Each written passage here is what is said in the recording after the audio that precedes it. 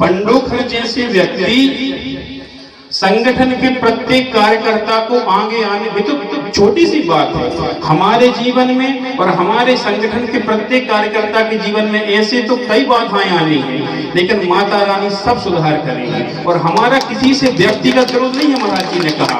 लेकिन जो महाराज जी ने कहा कि बताओ किसी को ब्लड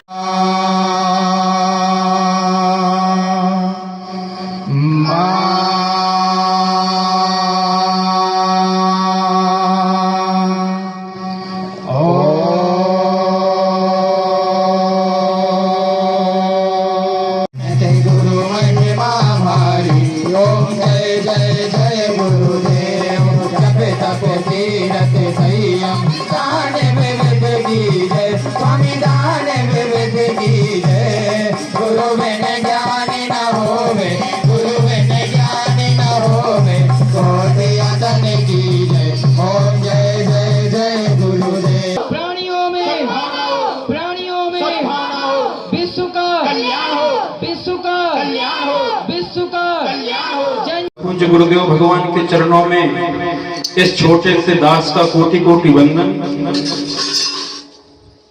देखिए डॉक्टर लोग शिविर लगाते कि इतने पेशेंट आवे, इतने मरीज आवे।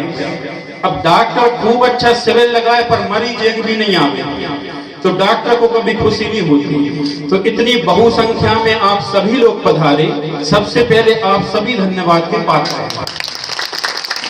देखिए डॉक्टर का काम है दवा देना, मरीज का काम है समय से उसका सेवन करना। बढ़िया से बढ़िया डॉक्टर भी आपको बढ़िया से बढ़िया दवा दे जाए, परंतु मरीज उसको जाके अलमारी में रख दे तो वो कभी ठीक नहीं हो सकता। उसी प्रकार से गुरुदेव भगवान आपके लिए जो संदेश दे रहे हैं। देखो मैं पहले इस संगठन का नाम सुनता था, लेकिन 3 दिन पहले जाना तो हमको कम से कम 3 महीना पहले था, लेकिन जब गुरुजी की कृपा हुई तभी हमारा वहां जाना सफल हुआ। 2 दिन पहले हम आश्रम में गए और आश्रम की हम आपको बताएं रात में लगभग 2 बजे संजय भैया हमारे साथ में गए थे। लगभग 2 बजे रात में पहुंचे तो हमने कहा ऐसा ना हो कि गए और नींद लग जाए और सुबह 5 बजे नींद खोले। तो हमने कहा मोबाइल में कुछ भजन लगा तो भजन सुनते रहे। 2:30 बजे जैसे उठे, सब नित्य क्रियाओं से निवृत्त हुए और सब हमने सोचा कि 4:05 पर हम पहुंचे तो गुरु माता अंदर जो सुबह सुबह आरती होती है उसमें गुरु माता बैठी, वहां से निवृत्त हुए तो बोले गुरुदेव भगवान 6 बजे 40 भवन में आते, तो वहां हम पहुंचे। और जैसे गुरुदेव भगवान, हम क्या बताएं आपके लिए, हम प्रत्यक्ष एक कुछ बताएं, अपनी प्रत्यक्ष अनुभूति आपके लिए बता रहे। जैसे ही वहां पर पहुंचे तो ऐसा लगा जैसे साक्षात सूर्य निकल के बाहर आ रहे हैं।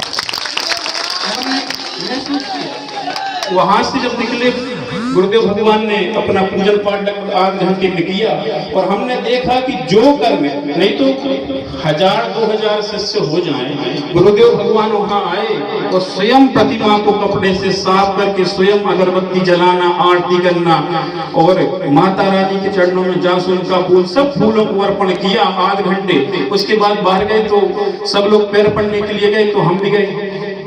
जैसे ही पैर पड़ के बाहर आए, फिर गुरुदेव भगवान का आदेश हुआ कि महाराज जी जो आए हमको सबसे आखिरी में हमारे पास लेकर के आए। हम वहां पर गए तो सबसे पहले तो हम आपको बताएं, हमको बहुत डर लग रहा था कि इतने महापुरुष के सामने कुछ पूछना है तो कैसे पूछे। लेकिन गए और जैसे गुरुदेव भगवान के लिए साष्टांग दंडवत किया और उन्हीं की कृपा हमारे ऊपर जागृत हो गई। और फिर हम गुरुदेव, तो सबसे पहले गुरुजी ने कहा कि बेटा बैठो, तो हम चरणों में बैठ गए। हमने कहा अब अच्छे से बात होगी।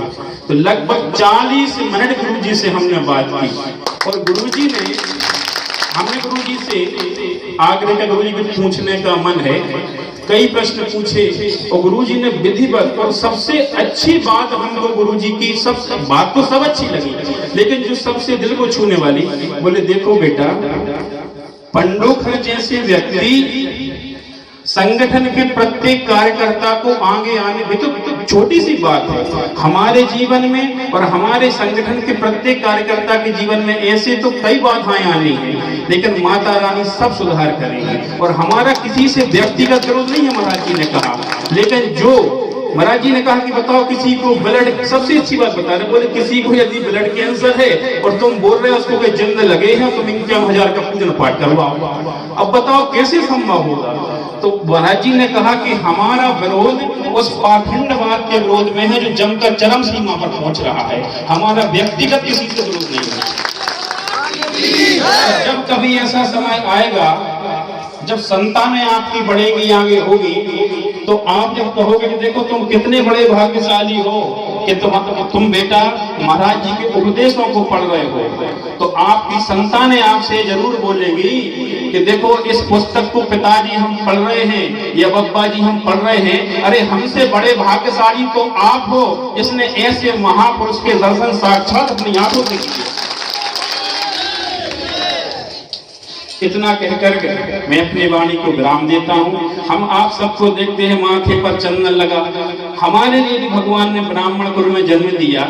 महाराज जी से हमने पूछा महाराज जी हम भागवत करें और मान लो बदले में कोई दक्षिणा, तो महाराज जी हंसने लगे। हमने राघवत भैया से कहा, हमने कहा महाराज जी के हमने वीडियो देखे, तो महाराज जी हमको प्रसन्न चित्त ऐसा वीडियो बताओ जिसमें महाराज जी बिल्कुल प्रफुल्लित हों। आप विश्वास नहीं मानोगे, महाराज जी से जब हमारी बात हुई तो कम से कम 20 बार महाराज जी मुस्कुराते हमको दिखाई दिए।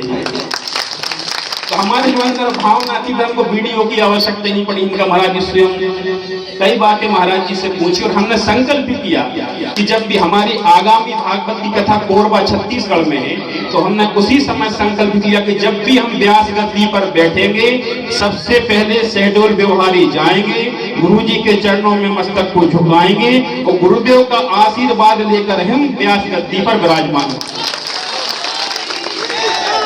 आप सबके लिए आपके हृदय में विराजमान माता रानी को मेरा इस स्थान से जय माता की, जय गुरु।